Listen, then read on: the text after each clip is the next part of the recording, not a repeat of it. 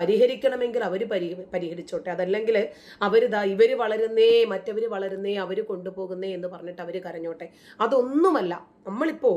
ഞാനിപ്പോൾ ഈ വിഷയം ഇവിടെ സംസാരിക്കാൻ കാരണം, ഇപ്പൊ ഇത്രയും ആനുകൂല്യങ്ങൾ പിടിച്ചെടുത്തിട്ട് തട്ടിയെടുത്തത് അവരുടെ കഴിവ് മാത്രമല്ല, മറ്റവരുടെ കഴിവുകേട് കൂടിയാണ്.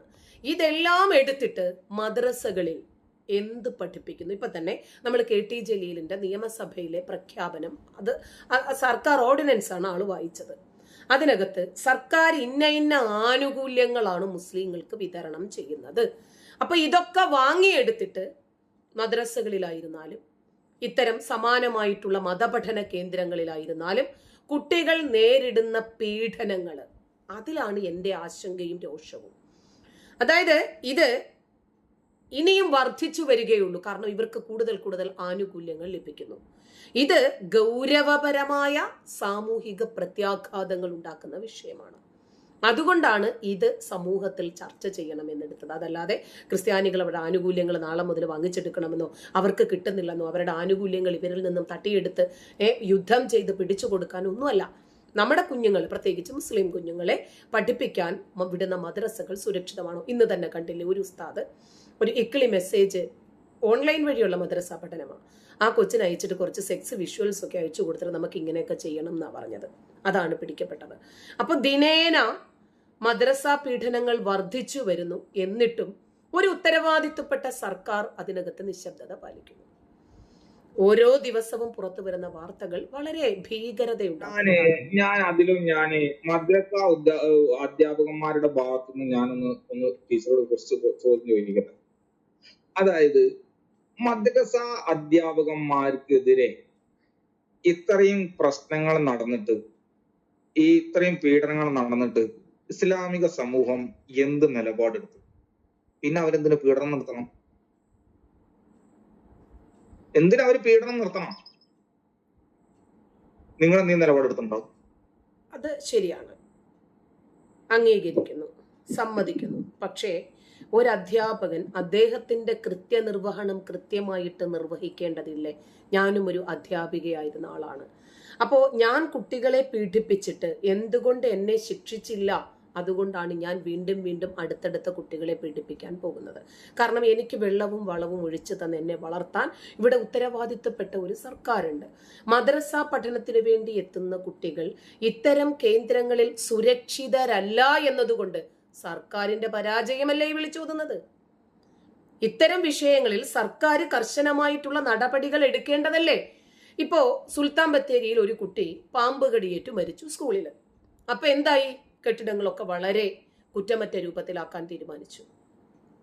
പിന്നെ ഈ പൊത്തുകളൊക്കെ അടച്ച് നല്ല വാർക്ക കെട്ടിടങ്ങൾ ടൈലൊക്കെ ഇട്ട് ശീതീകരിച്ച രൂപത്തിലൊക്കെ ആക്കാൻ വേണ്ടിയിട്ട് തീരുമാനിച്ചു. അങ്ങനെ ഒരു ഇൻസിഡന്റ് ഉണ്ടായപ്പോൾ അതുകൊണ്ടാണ് ചോദിക്കുന്നത്, മദ്രസകളിൽ ഇത്രയധികം പീഡനങ്ങൾ നടന്നിട്ട് പോലും എന്തുകൊണ്ടാണ് അവിടെ കൃത്യമായ രൂപത്തിൽ എന്തെങ്കിലും ഒരു ഓഡിറ്റ്? ഞാനൊരു അതായത് സർക്കാർ നടപടി എടുക്കേണ്ടതല്ലേ എന്ന് ചോദിച്ചാൽ സർക്കാർ കുട്ടികൾക്കെതിരെയുള്ള നടപടി എടുക്കേണ്ടതാണ്.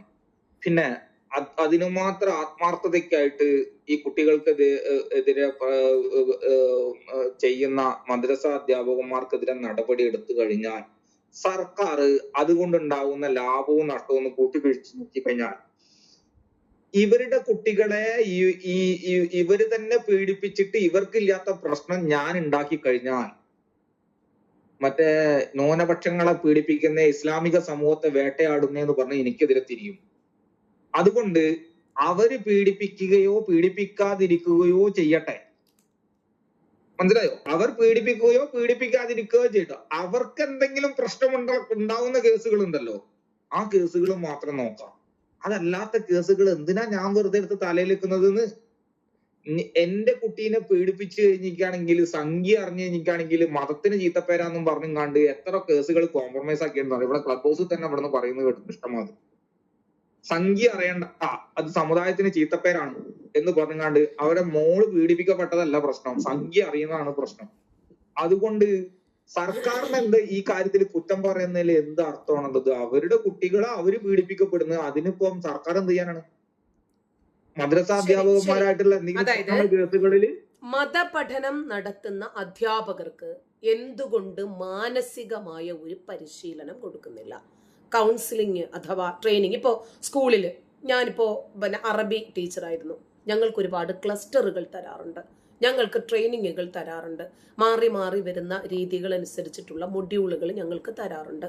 അപ്പോൾ കർശനമായിട്ടുള്ള ഒരു പശ്ചാത്തല പരിശോധന ഇവിടെ നിർബന്ധമാണ്.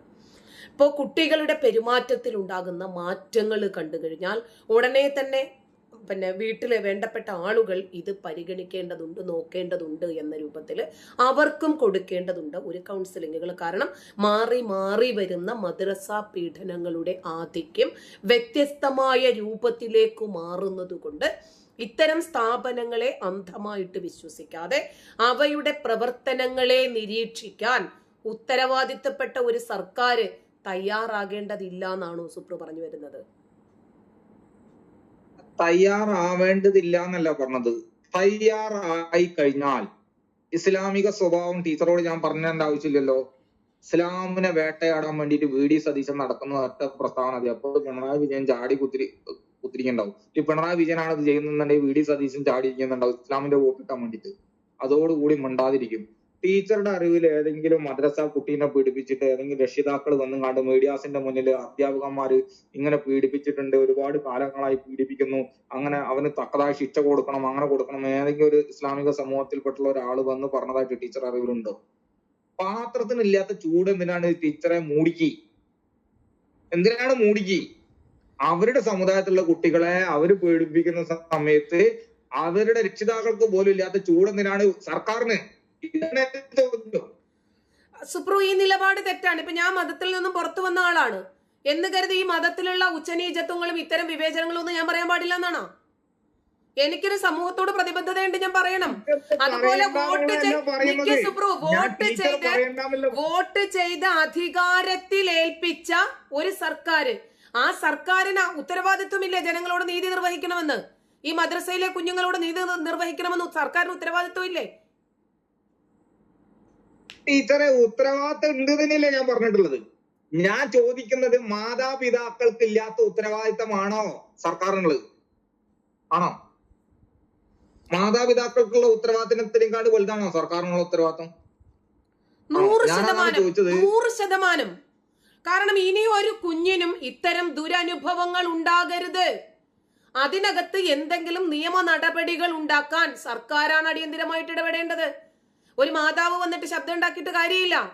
ശക്തമായിട്ടുള്ള നിയമ നടപടികൾ ഉണ്ടാക്കേണ്ടത് ഉത്തരവാദിത്തപ്പെട്ട സർക്കാർ തന്നെയാണ്. മതം എന്നതിനേക്കാൾ ഉപരി കുട്ടികളുടെ സുരക്ഷയാണ് ഇവിടെ മുൻഗണന നൽകേണ്ടത്. അത് ടീച്ചറെ ഹിന്ദുക്കളും ക്രൈസ്തവരും മറ്റുള്ള സമുദായക്കാരൊക്കെ ആണെങ്കിലും നടക്കും. ഇത് ഇസ്ലാമിനെ വേട്ടയാടുകയെന്ന് പറഞ്ഞാൽ കോയ വന്നും കണ്ട് നാട് കത്തിക്കും. മനസ്സിലായോ? എന്തിനാ അതിനൊക്കെ നിൽക്കുന്നത്? VD സതീശനും പിണറായി വിജയനും ഒക്കെ മിണ്ടാവുത്തിരുന്നിരിക്കുകയാണെന്നുണ്ടെങ്കിൽ ഓർക്ക് വോട്ടും കിട്ടും, സുഖമായിട്ട് ഭരിച്ചു പോവുകയും ചെയ്യാം. ഉത്തരവാദിത്വം എന്നൊക്കെ പറയുന്നത് മറ്റുള്ള ആ സമുദായത്തിൽപ്പെട്ടുള്ള ആൾക്കാരൊക്കെ പീഡനം ചെയ്യുമ്പോൾ അതിനെ കൊണ്ടൊക്കെ ഉഷാറായിട്ട് കാര്യങ്ങൾ ചെയ്യാം. പക്ഷെ മദ്രസയിൽ പീഡിപ്പിക്കുന്ന സമയത്ത് അത്രയ്ക്കൊക്കെ ഉത്തരവാദിത്വം വേണോ ഇസ്ലാമിനോട്? ഇസ്ലാമിന്റെ സമ്മതിക്കുന്നു. പക്ഷെ ഇവിടെ സ്കൂളിൽ പഠിക്കുന്നതാണെങ്കിലും മദ്രസയിൽ പഠിക്കുന്നതാണെങ്കിലും കുട്ടികളുടെ സുരക്ഷയ്ക്കല്ലേ പ്രാധാന്യം നൽകേണ്ടത്, മതത്തിനേക്കാൾ ഉപരി. ഇനിയും സർക്കാർ അത് ചെയ്തിട്ടില്ലെങ്കിൽ സർക്കാർ അത് ചെയ്തിട്ടില്ലെങ്കിൽ നമുക്കത് ഉണർത്താനും അവരുടെ ശ്രദ്ധയിൽ കൊണ്ടുവരാനും നമുക്കൊരു ബാധ്യതയില്ലേ? ആരെ സർക്കാരിന്റെ ശ്രദ്ധയിൽ കൊണ്ടുവരാനാണോ ടീച്ചർ പറയുന്നത്? തീർച്ചയായിട്ടും ഇത് പബ്ലിക്കിൽ വരണം. ഈ സർക്കാരിന് ഇത് അറിയാത്തത് കൊണ്ടാണെന്നാണോ ടീച്ചർ വിചാരിച്ചിരിക്കുന്നത്? സർക്കാരിന് എത്ര മദ്രസയിൽ ഇത്ര പീഡനങ്ങൾ നടക്കുന്നുണ്ടോ ഇല്ലെന്നുള്ളത് സർക്കാരിന് അറിയാത്തതുകൊണ്ടാണെന്നാണോ ടീച്ചർ വിചാരിച്ചിരിക്കുന്നത്? കക്ഷത്തിരിക്കുന്ന പോവുകയും ചെയ്യരുത്, ഉത്തരത്തിലിരിക്കുന്ന എടുക്കുകയും ചെയ്യണം എന്നുള്ള നിലപാടാണ്. നമ്മൾ ഇവിടെ കിടന്ന് തമ്മി തല്ലേണ്ടി വരും. അതായത് സർക്കാരിന് ഇതറിയാം. ഇപ്പോ സർക്കാർ അങ്ങനെ ഒരു നിലപാടെടുക്കുന്നില്ലെങ്കിൽ, ഒരു നിയമ നടപടിക്ക് മുന്നോട്ട് വരുന്നില്ലെങ്കിൽ മദ്രസകൾക്ക് സർക്കാരിന്റെ മേൽനോട്ടം വേണം. അവിടെ CCTV ക്യാമറകൾ വേണം. അവിടെ കൗൺസിലിങ്ങുകൾ നിർബന്ധമാക്കണം. അവിടെ പരാതിപ്പെട്ടികൾ ഉണ്ടാകണം. ക്രിയാത്മകമായിട്ടുള്ള നിർദ്ദേശങ്ങൾ അടങ്ങുന്ന രൂപത്തിലുള്ള വീഡിയോ സെറ്റിംഗ്സ് ഉണ്ടാകണം. എന്ത് പഠിപ്പിക്കുന്നു, എങ്ങനെ പഠിപ്പിക്കുന്നു, ആര് പഠിപ്പിക്കുന്നു, ഇനി മദ്രസകളിൽ പീഡിപ്പിക്കപ്പെടുന്ന കുട്ടികൾക്ക് കൗൺസിലിംഗ് സർക്കാർ തലത്തിൽ ഉണ്ടാകണം. ഇപ്പോ സ്ത്രീകള്, എനിക്കറിയാം, നമ്മൾ ആദ്യം ക്ലബ് ഹൗസ് തുടങ്ങിയ സമയത്ത് ഞാനൊരു റൂം ഇട്ടതാ, അതിനകത്ത് മദ്രസ പീഡനം ഏറ്റ ഒരു സ്ത്രീ പറയാണ്, എനിക്കിപ്പോൾ 50 വയസ്സായി, എന്റെ കുട്ടിക്ക് മുല കൊടുക്കുമ്പോൾ പോലും ഉസ്താദ് എന്നെ പീഡിപ്പിച്ചത് ഓർക്കുമ്പോൾ എനിക്കൊരു ഞെട്ടലും ഭയവും ഉണ്ടാകുന്നു എന്നാ സ്ത്രീ പറഞ്ഞത്. അപ്പൊ ഇങ്ങനെ പെൺകുട്ടികൾ, നമ്മുടെ കുഞ്ഞുങ്ങള് ഈ കാപാലികന്മാരുടെ കൈകളിൽ കിടന്ന് ഞെരിഞ്ഞമരുമ്പോൾ അവർക്ക് മാനസികവും വൈകാരികവുമായിട്ടുള്ള ഒരു പിന്തുണ കൗൺസിലിംഗ് കൊണ്ടാണ് ലഭിക്കുന്നത്, അതല്ലാതെ വീടുകളിൽ നിന്ന് ലഭിക്കില്ല. അപ്പൊ മദ്രസകൾ പോലെയുള്ള മതപഠന കേന്ദ്രങ്ങളില് ഇത് നടപ്പിലാക്കണം. ഞാൻ അക്സെപ്റ്റ് ചെയ്യുന്നു, അതൊക്കെ ഞാൻ അക്സെപ്റ്റ് ചെയ്യുന്നു ടീച്ചറെ. ഗർഭിണികൾ, കുട്ടികൾ, സ്ത്രീകൾ എന്ന് പറഞ്ഞു കരയുന്ന കോയ കുട്ടികളെ പീഡിപ്പിക്കുന്ന സമയത്ത് ഉസ്താദിന് തക്കതായ ശിക്ഷ മേടിച്ചു കൊടുക്കണം എന്ന് പറഞ്ഞുകൊണ്ട് ഏതെങ്കിലും ഒരു കോയ എവിടെയെങ്കിലും ഫേസ്ബുക്കിലോ ഇൻസ്റ്റാഗ്രാമിലോ എവിടെയെങ്കിലും ഒരു പോസ്റ്റ് ഇട്ടതായിട്ടോ അല്ലെങ്കിൽ ഇവനെ വെറുതെ വിടരുത് എന്ന് പറയുന്നതായിട്ടോ ടീച്ചർ ശ്രദ്ധയിൽപ്പെട്ടിട്ടുണ്ടോ? എന്റെ ശ്രദ്ധയിൽപ്പെട്ടിട്ടില്ല. സുബ്രോ, അതെങ്ങനെയാ അവര് മലർന്നു കിടന്ന് തുപ്പുന്നത്? അവരുടെ വിഭാഗങ്ങൾ തന്നെ ചെയ്യുന്ന തെറ്റുകൾ അവര് ചൂണ്ടിക്കാണിക്കില്ല, അതും മതത്തിന്റെ ഭാഗമാണ്. കാരണം അങ്ങനെ അത് ചെയ്യുന്നത് അത് ടീച്ചർ പറയുന്നത് തെറ്റാണ്. അതായത് മറ്റുള്ള സമുദായത്തിൽപ്പെട്ടുള്ള സന്യാസിയോ പുരോഹിതനോ ആണെങ്കിൽ ആ സമുദായത്തിൽപ്പെട്ടുള്ള എല്ലാവരും അവര് തള്ളി പറയാറുണ്ട്. പക്ഷെ മുസ്ലിങ്ങൾ തള്ളി പറയുന്നില്ല എന്നുള്ളതാണ് മുസ്ലിങ്ങളുടെ ഒരു ദോഷം. ആ ദോഷമുള്ള ഒരു സമുദായത്തിന്റെ അടുത്ത് പോയിട്ട് നീതി നടപ്പിലാക്കാൻ നോക്കിക്കഴിഞ്ഞിട്ടാണെങ്കിൽ ഇതേ കോയ റോട്ടിൽ വന്നുങ്ങാണ്ട് ഇസ്ലാമിനെ വേട്ടയാടുന്നേ, ന്യൂനപക്ഷങ്ങളെ പീഡിപ്പിക്കുന്നേ, മറ്റേ ഇന്ത്യയിൽ ജീവിക്കാൻ പറ്റില്ലേ എന്ന് പറഞ്ഞാണ്ട് റോഡ് കത്തിക്കും. അതൊക്കെ ശരിയാണ്, സമ്മതിക്കുന്നു. ഇവരാരും ഭീകരവാദത്തെ എതിർക്കില്ല, തീവ്രവാദത്തെ എതിർക്കില്ല. മദ്രസയിൽ പീഡിപ്പിച്ച ഏതെങ്കിലും ഒരാളെയോ ഒരു തീവ്രവാദിയെയോ ഒരു രാജ്യവിരുദ്ധനെ ഇവര് മഹല്ല് കമ്മിറ്റിയിൽ നിന്നും പുറത്താക്കിയിട്ടുമില്ല. അതൊക്കെ ശരി തന്നെയാണ്. ഇങ്ങനെയൊക്കെ നമ്മുടെ രാജ്യത്ത് സംഭവിക്കുന്നത് ഒരു സർക്കാർ സംവിധാനത്തിന്റെ അപര്യാപ്തതയാണ്, അവരുടെ പോരായ്മയാണിത്. മദ്രസകൾ സർക്കാർ നിയന്ത്രണത്തിന് പുറത്ത് എന്തിന് സ്വകാര്യമായി പ്രവർത്തിക്കാനുള്ള അനുമതി നൽകണം? ഇത്തരം സ്ഥലങ്ങളിൽ പുറത്തു നിന്നുള്ള കൗൺസിലർമാരെ, വിദഗ്ധരെ പ്രവേശിപ്പിക്കണം. അധ്യാപകനെ പീഡിപ്പിച്ചാല് പരാതി കൊടുക്കാൻ വേണ്ടി പോലും രക്ഷിതാക്കളെ സമ്മതിക്കാത്ത ഒരു സമുദായത്തിൽപ്പെട്ടുള്ള ആളുകളെ, കുട്ടികളെ എങ്ങനെ നീതി നടപ്പിലാക്കുന്ന ടീച്ചർ പറയുന്നത് എനിക്ക് മനസ്സിലാവുന്നില്ല. സുപ്രു, അത് ഇത്തരം പീഡനങ്ങൾ പുറത്തറിയുന്ന സമയത്ത് അത് നമ്മുടെ സമുദായത്തിന് നാണക്കേടാണ്. എതിരാളിക്ക് അടിക്കാൻ ഒരു വടി കൊടുക്കരുത് എന്നുള്ള ഒരു ഒത്തുതീർപ്പ് ഇവിടെ ഉണ്ട്, ശരിയാണ്. പക്ഷെ ഇരകളെ കൗൺസിലിങ്ങിന് വിടുന്നതിന് പകരം കുറ്റവാളികളെ സംരക്ഷിക്കുന്ന ഈ രീതി കണ്ടിട്ട് നമ്മൾ എങ്ങനെയാ കണ്ണടച്ചു മിണ്ടാതിരിക്കുന്നത്? സർക്കാർ ആശുപത്രികളിലും മറ്റിടത്തും ഒക്കെ കേസുകൾ നടക്കുന്ന സമയത്ത് കൗൺസിലിംഗ് സംവിധാനങ്ങളില്ലേ, സ്കൂളുകളില്ലേ, അഡോളസൻസ് എഡ്യൂക്കേഷൻ പോലെയുള്ള സംവിധാനങ്ങൾ അത് കൃത്യമായിട്ട് നടപ്പിലാക്കുന്നുണ്ടോ എന്ന് സർക്കാർ കാര്യക്ഷമമായിട്ട് ഉറപ്പുവരുത്തുന്നുണ്ടല്ലോ.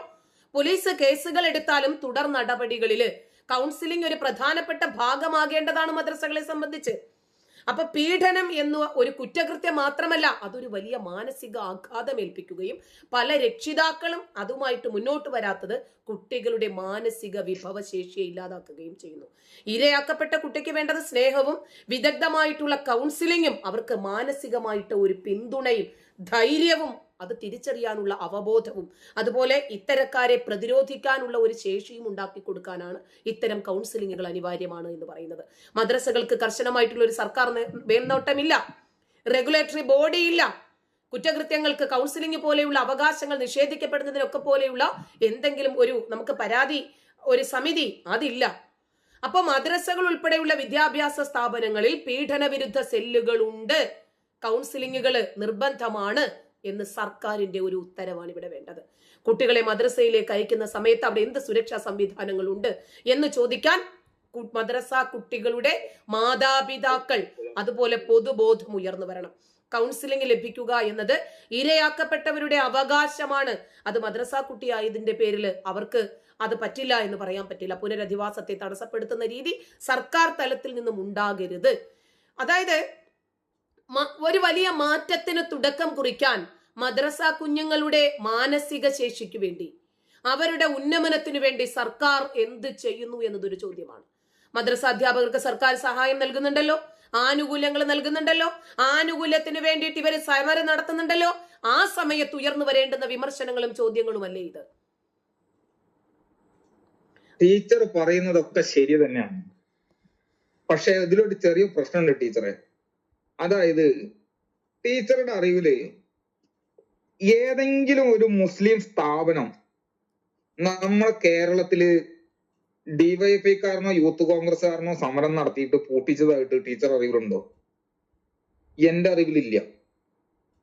ഒരു സ്ഥാപനവും മുസ്ലിമിന്റെ പൂട്ടിയിട്ടില്ല എന്ന് മാത്രമല്ല, മുസ്ലിങ്ങൾ ഒരു പെട്ടിക്കടയിലേക്ക് മാർച്ച് നടത്താനുള്ള ധൈര്യം കമ്മ്യൂണിസ്റ്റ് പാർട്ടിക്കാരനും കോൺഗ്രസ്സുകാരനും ഇല്ല, കേരളത്തിലില്ല. അപ്പൊ മനസ്സിലാക്കാം അവരുടെ സ്ട്രെങ്ത് എന്താന്നുള്ളത്. 2018 ഈ കോഴിക്കോട് കടപ്പുറം കേന്ദ്രീകരിച്ച് ഒരുപാട് സിർക്കംസെഷന്റെ കേന്ദ്രങ്ങൾ ഉണ്ടായിരുന്നു. ഇത് രജിസ്റ്റേർഡ് ആയിട്ടുള്ള സ്ഥാപനങ്ങളായിരുന്നില്ല. ഞങ്ങൾ ഒരുപാട് പേര് കല്ലെറിഞ്ഞതിന്റെയും പ്രതിഷേധ പ്രകടനങ്ങൾക്ക് ഞങ്ങളൊക്കെ നേരിട്ട് മുന്നിട്ടിറങ്ങിയതിന്റെയും പശ്ചാത്തലത്തിൽ ഈ ചെറിയ കുഞ്ഞുങ്ങളുടെ ലിംഗച്ഛേദം ചെയ്യുന്ന അത്തരം ക്ലിനിക്കുകൾ ഏതാണ്ട് 8-9 ക്ലിനിക്കുകൾ അടച്ചുപൂട്ടേണ്ടുന്ന ഒരു സാഹചര്യം ഉണ്ടായിട്ടുണ്ട്. അല്ല, ഞാനത് അങ്ങനെ പ്രതിഷേധിക്കണ്ടെന്നോ ഇതാക്കണ്ടെന്നുള്ളതൊന്നല്ല പറയുന്നത്. ടീച്ചറെ പോലുള്ള ആളുകൾ പറയണ്ടെന്നല്ല പറയുന്നത്. ടീച്ചർ പറയുന്നത് ന്യായമാണെന്ന് എനിക്കറിയാം. ഞാൻ പറയുന്നത് ആ സമുദായത്തിന്റെ സ്ട്രെങ്ത് വെച്ചിട്ടുള്ള കാര്യങ്ങളാണ് ഞാൻ പറയുന്നത്. ആ സമുദായത്തിന്റെ സ്വഭാവം വെച്ചുള്ള കാര്യങ്ങളാണ് ഞാൻ വിലയിരുത്തുന്നത്. ഞാൻ പറയുന്നത്, ടീച്ചർക്ക് കോഴിക്കോട് നമ്മുടെ ഈ ഒരുപാട് കമ്പനികൾ ഉണ്ടായിരുന്നു. മാവൂർ ഗോളിയറൻസ് മുതൽ ഓട്ട് കമ്പനികൾ മുതൽ ഒരുപാട് കമ്പനികൾ ഉണ്ടായിരുന്നു. കേരളത്തിൽ മൊത്തത്തിൽ കമ്പനികൾ ഉണ്ടായിരുന്നു. ഈ കമ്പനികൾ എല്ലാവരും കോൺഗ്രസ്സുകാരനും കമ്മ്യൂണിസ്റ്റ് പാർട്ടിക്കാരനൊക്കെ സമരം ചെയ്ത് പൂട്ടിച്ച്, കംപ്ലീറ്റ് സമരങ്ങൾ ചെയ്ത് പൂട്ടിച്ച്. അത് മിക്കവാറും 90% ഹിന്ദുക്കളുടേതും 10% ക്രിസ്ത്യാനികളുടേതും ആയിരുന്നു. അതിൽ ഒരു മുസ്ലിമിന്റെ കമ്പനി പോലും കേരളത്തിൽ പൂട്ടിയിട്ടില്ല. ഒരു കമ്പനി പോലും പൂട്ടാനുള്ള ധൈര്യം കോൺഗ്രസ്സുകാരനും കമ്മ്യൂണിസ്റ്റ് പാർട്ടിക്കാരനും ഇല്ല. എന്നിട്ടല്ലേ മദ്രസ അധ്യാപകന്മാർക്കെതിരെ നടപടി എടുക്കാനും കാര്യങ്ങൾ ചെയ്യുന്നു. പിന്നെ കൗൺസിലിംഗ് കൊടുക്കുക, ആ കാര്യങ്ങളൊക്കെ ചെയ്യാന്ന് പറയുന്നത് അത് ചിലപ്പോ സർക്കാർ ചെയ്യുമെന്ന് വയ്ക്കൂ.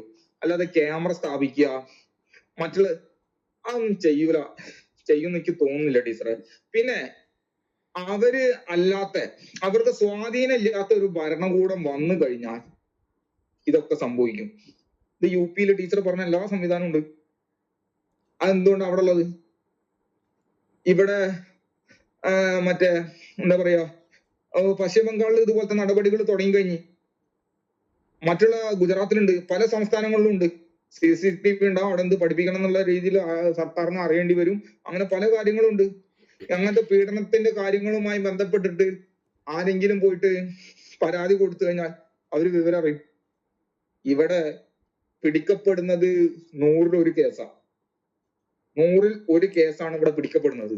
ബാക്കി 99 വെറുതെ വിടണം. എന്നിട്ട് തന്നെ എത്ര ഉണ്ടെന്ന് നോക്കിയാൽ മതി. ഞാൻ ടീച്ചർ പറയുന്നത് ഒന്നും തെറ്റാണെന്നല്ല പറയുന്നത്. ഇത് ശബ്ദിക്കണം, ഇത് ശബ്ദിച്ചുകൊണ്ടേ ഇരിക്കണം, കാര്യങ്ങളിൽ മാറ്റം വരണം, അങ്ങനെയൊക്കെ ആഗ്രഹം എനിക്കുണ്ട്. പക്ഷേ എന്താ പറയാ, ടീച്ചർ പറഞ്ഞ മാതിരി അത്ര എളുപ്പമല്ലത്.